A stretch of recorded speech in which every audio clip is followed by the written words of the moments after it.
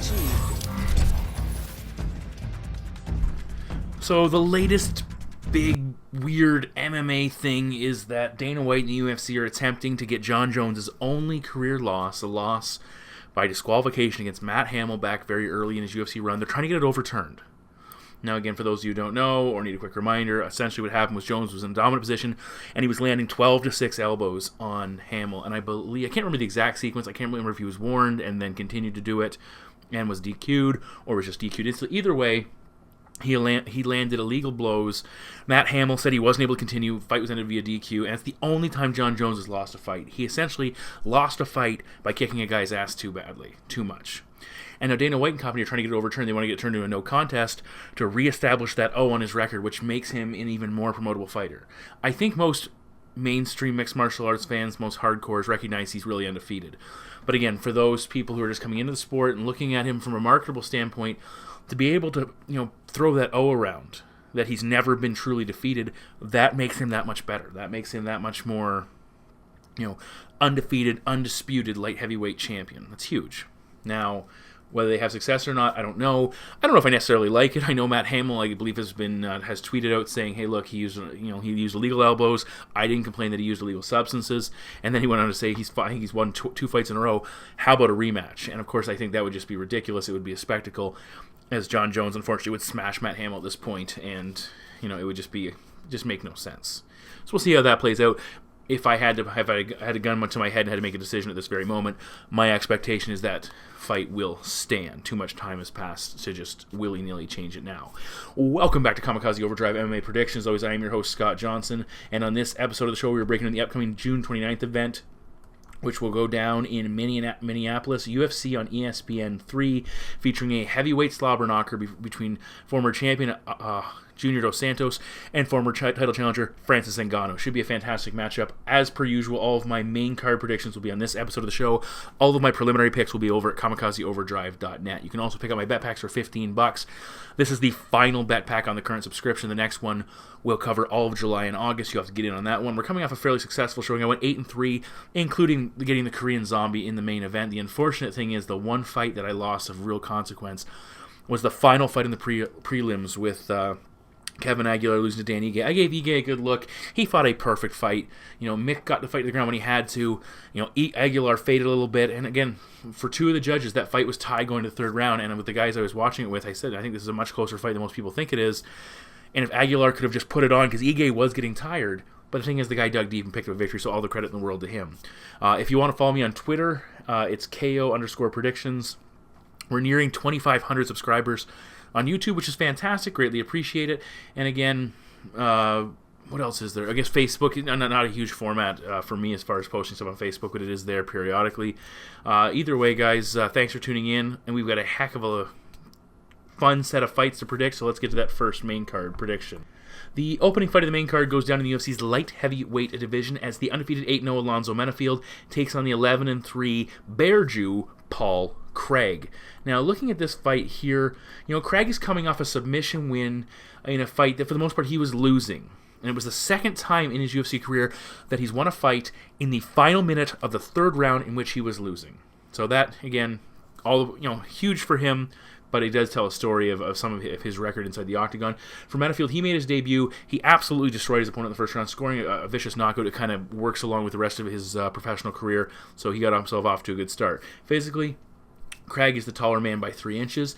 They'll have the same reach, and they are the same age. Now, Craig has been the type of fighter that does one of two things. He either sticks around and pulls off a submission at some point in the fight, usually in the second half, or he gets absolutely smashed and taken out of there in relatively quick fashion. For Menifield, he's coming off a fight where he faced a very good, very dangerous grappler who followed that formula actually in his Ultimate Fighter, his Tuesday Night Contender Series, where he was getting lit up, stuck around, and won by submission. In the fight, in the first round, Menifield faced 4 takedown attempts from his opponent, defended all of them. That's crucial. Now, when you look at this matchup, you have to ask yourself, how does the Bear Jew win this matchup? How does Paul Craig emerge with a victory over Alonzo Menifield? There's 2 ways he can do it. Number one is Menifield, he's got 8 fights under his pro belt, but he's still a developing fighter. There is the potential that Craig could catch him in a position he's not familiar with and possibly submit him, whether it's catching him in a triangle on the mat or getting on the ground and sweeping him, getting to a dominant position, and getting a rear naked choke or something like that. We know Craig is excellent with his submissions, especially his triangles. He's very good at that. And if he can capitalize on maybe a lack of knowledge, a lack of preparation or experience on Menifield's part, that absolutely is a way he can pick up the victory here. The other one is what he's done typically, and it kind of works flush with what Menifield's been doing.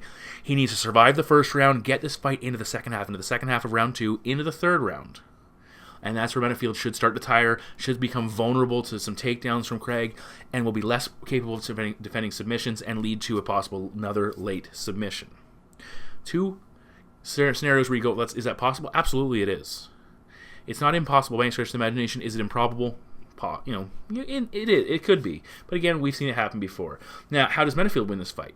When you look at his record, he has won 7 of his 8 matchups by knockout. He has 1 submission win, and all of his fights have come in the first round, ended in the first round with the exception of 1. So again, going back to what we said about Paul Craig, that does line up for a potential late rally by Paul Craig against a fading, tired, inexperienced Alonzo Menifield in the later rounds. But for Craig, he has struggled when he's under pressure, and he tends to freeze up when he's in the face of dangerous striking power, especially when he gets along the cage. He's got some good kicks. His clinch game's not bad, but again, it's concerning. Now, the wrestling of Craig could serve as a nice timing counter for Menifield's forward pressure. If Alonzo gets a little careless moving forward, looking for the knockout, Craig could change levels and shoot in and put him on his back, and that's where he goes to work with his submission game. But ultimately, when you look at this matchup, Menifield is the far better athlete, and he's also the shorter man by 3 inches, which tells us 2 things. One, he's going to be able to come over the top with big power punches to a fighter whose chin is going to be raised, a little bit more vulnerable and exposed. And secondly, Craig will have to make a more deliberate and more significant level change in order to get in on the hips of Alonzo and get him down. So not only is he dealing with a faster, more superior athlete, he's dealing with a guy who's physically more suited defensively to defend what he's going to throw at him. Alonzo needs to be very mindful here of diving in for a takedown, that Fedor Verdum style where he knocks him down and dives in and gets caught in a triangle. He needs to be very mindful of that. But my prediction is Alonzo Menifield to defeat Paul Craig by knockout. Fight number 2 in the main card goes down in the UFC's lightweight division as Drew Dober, with a record of 20 wins, 9 losses, and 1 no contest, battles the always entertaining El Toro Marco Polo Reyes with a current record of 8-6. I had no idea Reyes' record was so close to 500 and could be closer after this matchup. Now, Dober is coming off of a submission loss to Beneil Dariush. I had Dariush in that matchup, and I actually, as much as I had Dariush and liked the fact that he won, seeing Dober have that success was actually I enjoyed it. Dober was on the verge. He was dominating that fight. He was ahead. He was hurting them. He had won 3 in a row. That was a huge opportunity for him. We'll talk about that more momentarily. But he lost the fight by submission. For Marco Polo Reyes, he's lost 2 of his last 3, both by finish. Overall, he's 4-2 in the UFC with 3 knockout victories and a split decision win. Physically, Reyes is 3 inches taller. He'll have a 1-inch reach advantage over Dober, and Dober is the younger fighter by 4 years. Now, as I said, Dober's coming off a fight that could have really changed the course of his career. He's been this lower to middling guy in the lightweight division, but he strung some wins together, and here he gets to take on a guy, I don't think Dariush was ranked at the time, but formerly ranked, and still a very accredited and very respected fighter in the division, and he's lighting him up. His striking looks fantastic. He's shut down, for the most part, Dariush's grappling opportunities, and then what happens, and of course it's a win, or if he wins this, he'll get an opportunity to take that step up and maybe contend against a ranked opponent. And instead, in the closing moments of the second round, he gets caught in a submission and is forced to tap and loses the fight. That is a huge issue. Can he get over that mental concern of how close I was of taking out Beneil Dariush, and now I'm taking a step back, taking on Marco Polo Reyes? Not a knock against Reyes, it's just the way it works. But can he get over that? It's his first loss since late 2016, and he's 5-2, including that loss over his last 7. He was making a run, and now he's taking a step back and has to kind of rebuild himself. It's almost like losing a title fight, and that's certainly concerning. Now, for Marco Polo Reyes, I'm saying his name way too often, he's coming off a fight that was supposed to be an entertaining fight of the night brawl. Instead, it turned into a one-sided beatdown for him on the mat, and not in a good way. Now, Reyes has been known for throwing his hands and putting on exciting fights, winning fight bonuses, and just trading with guys and knocking guys out, enduring a lot of damage, and getting the victory. And Drew Dober, conversely, has been known for his durability and his willingness to trade. He's got a kickboxing background. He'll stand with guys. He'll throw. He'll take damage. He'll land shots. He'll put up big volume. It's very entertaining. These are the elements that could make this an incredibly entertaining brawl. Fight of the night potential. Fans going nuts. We could see it. Unfortunately, in the last fight, Reyes reaffirmed, or had it reaffirmed for him, that he is very vulnerable on the mat against an opponent And again, a guy he fought in Damir Hadzovic, who is not known for his wrestling. In fact, Hadzovic came into that fight having been a guy who's been exposed to the mat as being very vulnerable and can be capitalized there. And instead, what we got is Hadzovic dominating, eventually finishing Reyes on the ground. And for Drew Dober, one of the things that he has done in recent fights that got him to this level of success has been the incorporation of more wrestling and takedowns. He's worked that into his offensive attack. It adds another layer that's crucial in this sport, and he's done it very effectively. He landed 5 against Scott Holtzman, more recently against John Tuck he landed 2. And for Reyes, he has been taken down in 4 of his 6 fights. And this certainly has to be a concern for him. Dober is incredibly durable. He works good volume, and he will augment with his wrestling attack. That's huge. Reyes' volume is not vastly superior to Dober's. And again, his vulnerability in the mat exposes him to takedowns, especially if he starts to have success with the striking. Dober can change legs and put him down, change levels and put him on the mat. Double leg, single leg, and a trip. It's available to him. Dober could absolutely get drawn into a brawl, and I don't know if we get knocked out, maybe get outworked, take some damage. He's known to be taking some damage. He'll show it on his face. That could happen here. But I think we're going to see Drew recognize where this fight can be won and lost. Look to capitalize, even if it's, we're going to stand and bang for a while, and then we're going to shoot takedowns in and try and wrap this round up with some solid top control. Either way, Dober fights a smart fight, utilizes all the key tools available to him, and my prediction is Drew Dober to defeat Marco Polo Reyes by decision. Remaining in the UFC's lightweight division, the Predator Roosevelt Roberts, undefeated at 7-0, meets Vinc from Hell Pichel with a current record of 11 wins and 2 defeats. Now, Roberts so far is 2-0 inside the octagon, which has helped him remain undefeated. He's taking a step up in competition, taking on an opponent with a fairly good level of UFC experience. The guys he fought previously, whether debuting or fairly early in their UFC run. For Pichel, he had won 4 in a row with a large period of inactivity mixed in the middle, but he got absolutely dummied by a very elite and very on the cusp of contending Gregor Gillespie. Gillespie, I think, needs one more win, and then they're going to thrust him into that big scene of contending lightweights. For Pichel, he's been out of action for a year, but again, he's had a lot of inactivity, so I think a year is not going to seem like a huge layoff for him. Physically, Roberts is the taller man by 4 inches. He's very tall for the division, but he'll only have a 1-inch reach advantage, but he's a younger man by 12 years, so physically, for the most part, things favor Roosevelt. Now, Roberts, he's a pretty solid fighter and developing a well-rounded offensive attack. But you look at Vinc Pichel and you go, the guy's had success using a diversified attack as well. He's used takedowns in fights, he's used volume, he's showcased power, he's done a lot of good things. Roberts, for the most part, is known for his submission game. And most people look at that and say, he must have a good wrestling game, get the fight to the ground, and implement it there. But actually where Roberts does a lot of work is in the clinch. Because he's so tall, because he traditionally has a length advantage on most of his opponents, height and length advantage, he utilizes it very effectively. He will look to kind of get his opponent in a position where he can attack their next standing. Attack them in a position they're not familiar with. And I believe we saw that in his debut victory. Caught his opponent with a nasty choke and put him and forced them to submit. And again, that's, he can set up a guillotine choke. I can't remember. He's got some rear nakeds on his record, but I don't think he usually gets it on the ground. At the very least, he can control their neck, snap them to the mat, and transition from there. So he can pick up some takedowns, the more traditional double leg, single leg style, but he's more apt to just kind of clinch you and drag you into a ground-based exchange. Now, Pichel is coming off a fight where he gave up a number of takedowns and really struggled on the mat. Once there, he didn't have a lot of answers for Gillespie's ground game. But as previously mentioned, Gillespie is a high-level wrestler and is really making a name for himself with his ability to dominate guys on the ground. So really, it shouldn't be seen as a big loss for Pichel in the sense that he got blown out of the water in that fight. Now, Pichel's success on the mat, though, came early in his UFC career. He could he showed he can put up some high-volume takedowns. But he's also shown he can win on the feet with good pop in his punches against Joaquim Silva, who's a very capable fighter. We saw Pichel simply outwork him, land more, and do a good job there. Roberts has a solid kicking offense, and he's still working around his striking, and his punches aren't bad. They're not bad, but I like what Pichel has to offer with his hands. He stays active. He's just really tough, and again, he's not an easy guy to take down. I think this fight stands much closer than the odds suggest. Pichel, I think he's getting a bit of a bad rub from the Gillespie dominant fight.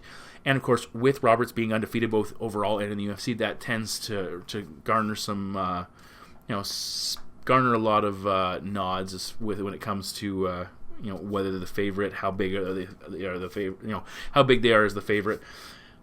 Look for Pichel to pack a little more pop in his punches, a little more volume, And I think he'll have success taking Roberts' wrestling out of the equation, possibly landing his own takedowns.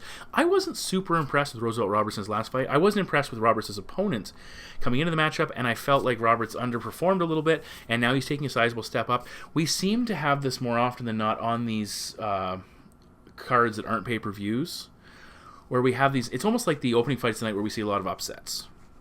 Lesser known fighters don't have a lot of experience, and we get one guy pegged as a heavy underdog, and we see this happen more often than we saw it a couple times on the last card. But ultimately, I think that's what Pichel looks like here. I think this is going to be a very close fight. It could go either way, but my prediction is Vinc Pichel to defeat Roosevelt Roberts by decision, possibly a split, but we'll take the underdog here.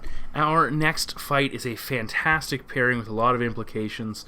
We're in the UFC's welterweight division as former title challenger both in the middleweight division and the welterweight division, and 12th ranked Demian Maia, currently holding a record of 26 wins and 9 losses, takes on the recently renamed Rocco Martin with a current record of 16 wins and 4 defeats. Now, Martin has been very impressive since making the move to welterweight. He is 4-0 with a pair of finishes, and he's coming off a wide win over jiu-jitsu ace Sergio Moraes. Very impressive victory. Now, for Maia, he had lost 3 in a row, and a lot of people wrote him off. And then he kind of fell into the category of fighters who are losing, who've lost a trio of fights against good competition and get written off. And you look at the guys he lost to. He lost to Tyrone Woodley for the title. He lost to Colby Covington before his interim title, I believe. And he lost to Kamaru Usman, who went on to win the title. Former champ, interim champ, and current champion.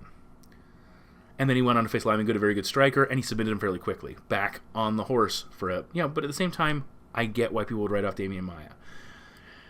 Maia's 1 inch taller. He's got a 1 inch reach advantage. But Martin's got a 1 inch reach advantage. Martin is the younger man by 12 years. Maia is no spring chicken. He's been around for a long time.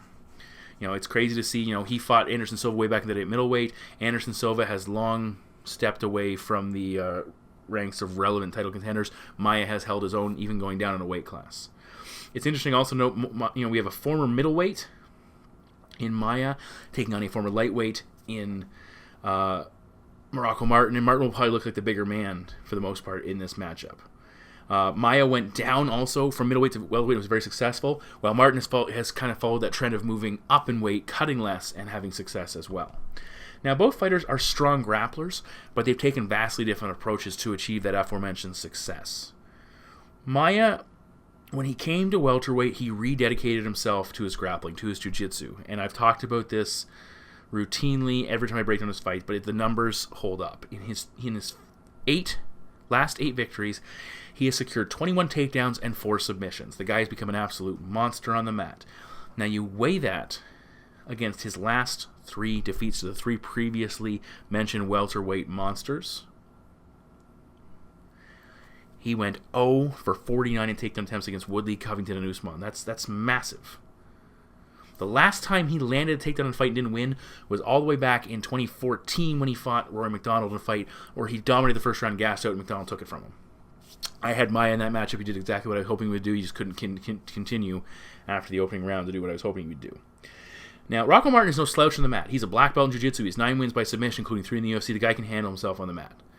But the key for Martin at welterweight has been staying vertical and utilizing a very improved striking offense. He has landed 0 takedowns at 170 pounds. In fact, he's given up 5 over his last 4 fights. He gave up 2 against Nakamura and 3 against Sergio. So again, the key for him has been staying on his feet, working his striking. And he's improved his striking vastly. He's got a very good jab. He stays very active. He's got decent power. We saw him put down... his name is escaping me for the moment. He recently retired. My apologies. We saw him put down an opponent recently with relatively impressive striking. He looked good. Now, when you look at what Moret did against him, a lot of people are weighing that fight against this one. Moret is another elite-level jiu-jitsu ground fighter who's had a lot of success in the UFC. Moret had success when he took him down. When he committed to his grappling, he was able to get in. He put him on the mat, and he had some middling success. He usually ran out of time. But the problem was Moret was struggling to get in range to land takedowns and looked discouraged, looked out of that fight, which was absolutely concerning. Maia has shown he can hold his own on his feet. He's very durable. He's got an excellent chin. The Nate Marquardt knockout aside. But again, he needs this fight on the floor. It has taken top-level wrestlers to keep Maia off the mat. I don't see Martin fitting into that mold. we just saw what Maia can do against a very good striker with minimal ground defense. Now he's facing a solid striker with better ground defense, but a guy who's still vulnerable to be putting on the mat. Look for Demian Maia to press forward and either, try and shoot on that single leg, which he's very effective at picking up, or just clinch up with Martin, cut off the cage, clinch up, and attempt to rotate to his back. Martin doesn't throw with overwhelming volume. He stays active, but he's not a guy who's going to put up 150 strikes, even 100 strikes against you. He's going to fall into that 40 to 60 range for the most part. So unless he completely removes Maia's ground game from the equation, or scores a knockout, which I'm not ruling out, I'm just saying it's very improbable, he's going to be chasing this fight.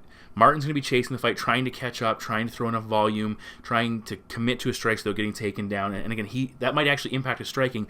The realization that if Martin pushes forward too recklessly, we're going to see Maia change levels, put him on the mat. So he has to be mindful of that.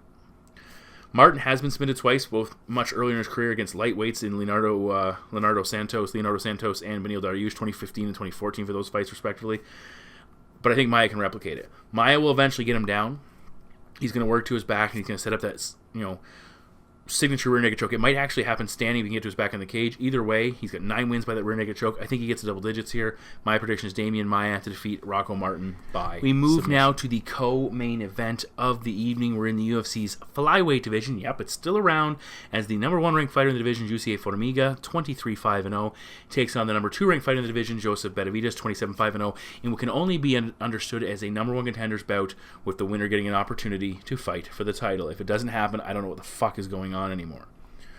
Yeah, the winner should get the title.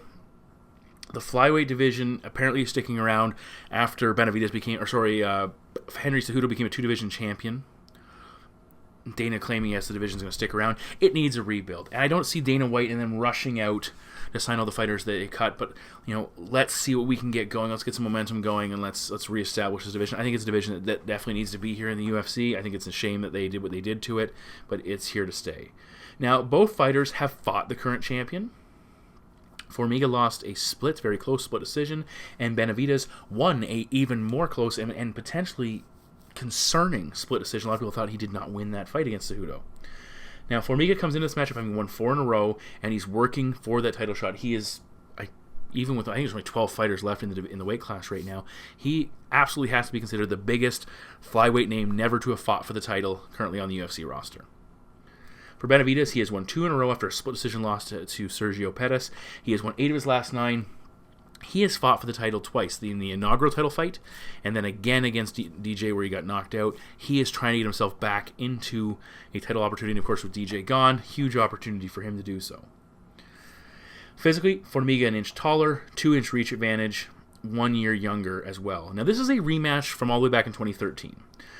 Benavidez won by first-round TKO with a knee to the body that was preceded by some strikes to the face that worked very well. Now, after the first time they fought, Formiga won 3 in a row in 8 of 10 and continued to get himself in contention. Benavidez, he fought for the title next, lost, but he has also gone on to win 8 of 10 fights since that initial meeting.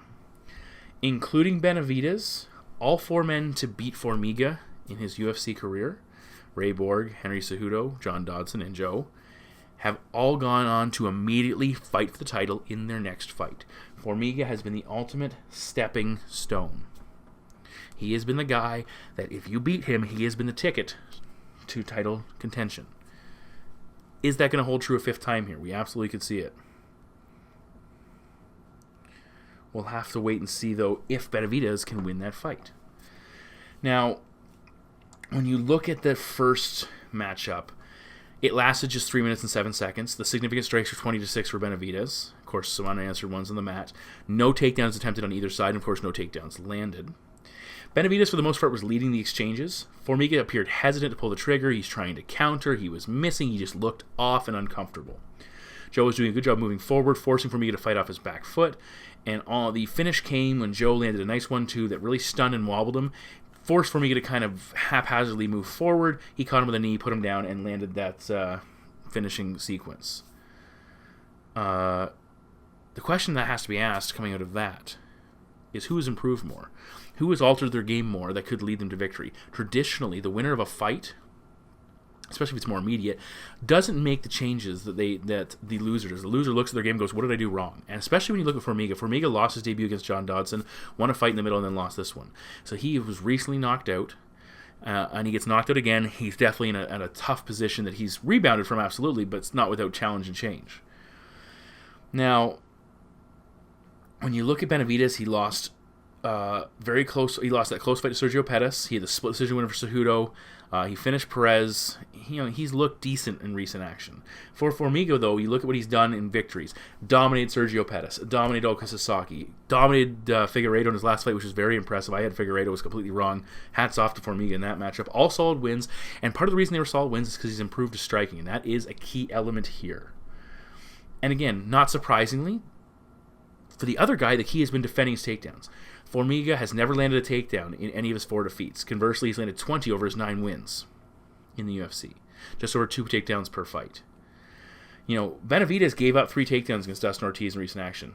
He landed 7, but he got drawn into a grappling exchange and got taken down 3 times. It was 1-1 against Perez. He gave up 4 against Zach Makovsky back in the day. He can be taken down. In this fight, he needs to be 100% defensive with his grappling and his wrestling. Stay vertical, keep Formiga out of his wheelhouse, force him to compete where he doesn't want to compete. But Formiga has improved his striking. I already mentioned that. And at least to the point where he's more comfortable on the feet. We saw him what he did against Ben Nguyen. But he's the type of guy who can have a lot of success on the feet. But his primary goal is using that success to close the distance and get the fight to the ground. I feel like this is the type of fight that Formiga will be able to close the gap and get Benavidez down. Much better than he did in the last fight. He'll be more comfortable. When Formiga gets you down, you usually stay down. Joe's defensive grappling is good, but it's not as good as everyone thinks it is. He's shown he can be taken down. You go back to that Tim Elliott fight, he got absolutely dominated on the mat before he eventually caught a submission late in that exchange. I don't see him submitting Jussier Formiga. I think this is going to be a much closer fight than the first one, especially on the feet. Most people won't expect Formiga to hold his own on the feet as well as he is. Benavidez is the bigger threat, but Formiga can hold his own. He'll be more comfortable, and that's the key. But I think Formiga is going to land a couple of key takedowns, get some control on the mat, maybe get that vicious back mount that he's known for. And I think this is finally the fight we're going to see. Jussier Formiga is in a much better spot here. He's going to come in, and we're going to see a bit of a shocker here. My prediction is Jussier Formiga to defeat Joseph Benavidez by decision. And now it's time for the main course. We move to the main event of the evening in the UFC's heavyweight division as former title challenger and number 2 ranked, the Predator, Francis Ngannou, 13-3-0, battles former champion, and the number 3 ranked junior, Cigano dos Santos, with a current record of 21 wins and 5 losses. Now, JDS has done a very nice job of reestablishing himself in the division. He has won 3 in a row since losing his title fight against Stipe by TKO. He has defeated Blagoy Ivanov. He has TKO wins over Tai Tuivasa and Derek Lewis. He is back in the mix. A win here gets him an opportunity to fight the winner of DC and Stipe, in my opinion. For Ngannou, he has won back-to-back fights over Curtis Blaydes, which I correctly predicted, and Cain Velasquez, which I was absolutely incorrect about. He finished them both by knockout. Prior to that, he had back-to-back losses to Stipe and Derek Lewis. So again, 2 guys that are on the cusp of re-entering a title fight, but need this victory badly. Both guys, monsters, 6'4", but Ngannou will most likely come in 10 to 15 pounds heavier than Junior. He will have a 6-inch reach advantage, and he's the younger man by 2 years. So beyond the height, physically, we see advantages swinging to Francis. Now, putting more significance on this fight with DC on the verge of retirement. He's facing Stipe next. It would appear that's probably going to be his last fight at heavyweight unless he fights John Jones. There's very real possibility that the winner of this fight will be either part of a heavyweight championship bout to crown a new champion, or facing Stipe if he emerges with the title. It's a huge opportunity for either man. Now, for Ngannou, 9 of his 13 wins have come by knockout, 7 in the UFC. For Junior, he has 15 of his 21 wins coming by knockout, 10 in the UFC. These guys knock guys out. These guys finish opponents like you would not believe. Both guys have one-punch power and are capable of putting opponents down with a single shot. Just floor them if they land. Now, if you look at them at this point in their career, Ngannou is arguably the more dangerous one-shot knockout artist. But you can't sleep on JDS if he lands flush. JDS is very good boxing. Ngannou is very good at finding his way into the pocket and landing those massive bombs that put guys down. His boxing cannot be slept on. He's got that uppercut, too, which it's just hellacious what it can do if it connects. We saw what happened to Overeem. The guy went to fucking Jupiter when he got connected on. And I got some friends who recently went to Jupiter, if you know what I'm talking about. Despite JDS winning his last 2 fights by knockout, the majority of his success has come when he's able to extend his opponents, when he's able to extend fights out beyond the early stages. JDS has gone 5 rounds in 3 of his last 5 wins and has scored his knockouts in the second round of his 2 fights that he won by knockout. His average fight time is 11 minutes and 45 seconds. For Ngannou, his average fight time is 6 minutes and 35 seconds. JDS, his last first round finish came all the way back in 2011 in the inaugural Fox fight against Cain Velasquez. Probably something you're not expecting to hear. That was the last time Junior knocked someone out in the first round. His strategy, and he's really, really mastered it in recent action, is to use a lot of lateral movement, use a lot of range-finding weapons, kicks, long jabs, working that jab to the body, fighting at distance, setting up his strikes, and either setting up a finishing blow when his opponent is maybe tired or gets frustrated and opens himself up, or just scoring a decision. Against Ben Rothwell and Blagoy Ivanov, 2 fights I predicted perfectly, that's exactly what he did. I even had him by decision in both those fights, I believe. Ngannou, he struggled with Stipe over 5 rounds. He had issues with Lewis simply because he didn't let his hands go, he didn't engage, and that was that post-title fight letdown scenario that he's definitely moved past. His last 5 wins, though, have all come in the first round. His first UFC fights back in 2015, 2016 both went down in the second round where he won those, but his last 5 wins have all come in the first round. Ngannou has his gas tank absolutely cost me Stipe, but that was predicated on Stipe landing takedowns using a wrestling-heavy attack. That's not JDS's style. If he tries to do that, it'll take him out of his element, and that will open him up to failure. The key here for Junior is distance management. If JDS can manage distance, keep Ngannou chasing him, keep him swinging and missing, keep him coming up short, and countering him all the while, using that jab effectively, using some kicks, he can work a decision or possibly even finish Ngannou if he's able to land a big shot when Ngannou moves forward recklessly or gets tired. Conversely, JDS has had issues when his opponent can pressure him, when they can cut off the cage and move forward, and Ngannou is very effective at doing that. He's very effective at working his way forward and not using a lot of movement, but putting you in a position where you're backing up and running in a room. I would also give Ngannou a sizable advantage in durability, and he's never been knocked out. We've seen Junior stopped on 3 occasions. Again, Cain did a lot of that, and he's been hurt on multiple occasions as well. Ngannou, for my money, is going to close the distance. He's going to back JDS against the cage. We saw Tai Tuivasa hurt him a couple of times in these type of exchanges. We saw Derek Lewis have success there. I think we're going to see him land big shots. He's going to hurt him. He's going to put him in a position where Junior suddenly finds... Junior has a situation where he sometimes has to run away almost to create separation. We're going to see Ngannou capitalize on that, keep the pressure on, and my prediction is Francis Ngannou to defeat Junior Dos Santos by knockout. So those are my 6 main card predictions for UFC on ESPN 3. All of my preliminary picks will go down on kamikazeoverdrive.net in written form. Please check them out. You can see all my bet pack results. I'm posting as much as I possibly can. Again, we have a massive stretch. Again, if you look at the schedule, for a moment, I thought I had my schedule updated, and I thought we were going to have a little bit of a break again. The only reason I talk about breaks a lot is because it's nice to have a little bit of time away from the sport and then just get absolutely fired the fuck back up. I really enjoyed the last card because I'd had a week off to prepare for it. But the UFC is about to enter another one of these long stretches. We finish out June. We have a fight on every weekend in July. Jones Dos Santos is the next one on the docket. We've all the good fights. D. Rondami against Ladd. Dos Anjos against Edwards. Holloway against Egger will be a massive matchup. Then we head into August. I believe that's the August 3rd is the Lawler versus Covington fight recently announced. August 10th we get Shevchenko Carmouche for that title. August 17th Cormier versus Miocic in the rematch. And then we don't get then that's the next weekend, which I believe is August 24th, is the first time we're off. We don't see action again until August 31st. Jessica Andrade rumored to face, to put her title on the line at UFC Fight Night 157, which I think will be, I like sometimes title fights on the Fight Night cards. Either way, again, lots of MMA, lots of good matchups. I will, again, continue to produce as many shows as I possibly can. Again, the aforementioned issues with YouTube and all the other bullshit that was going on, I think I've got past that, so I'm sticking around for as long as I possibly can. Hopefully you guys do as well. Buy my bet packs, $15. I put a lot of work in and research into that situation, trying to better your opportunity to make money, also mine as well, because I'm right there with you. I'm putting bets down on fights as well, just like you guys are. So when we win together. When we lose together. Follow me on Twitter at KO_predictions. Hopefully you're already one of those. Send send me tweets, send me questions if you need to. Emails through my website are good. Facebook, anything, any way to get a hold of me is an easy way to. I'm always looking to respond. Thank you very much as always for tuning in, and I will see you back here next time. Hi.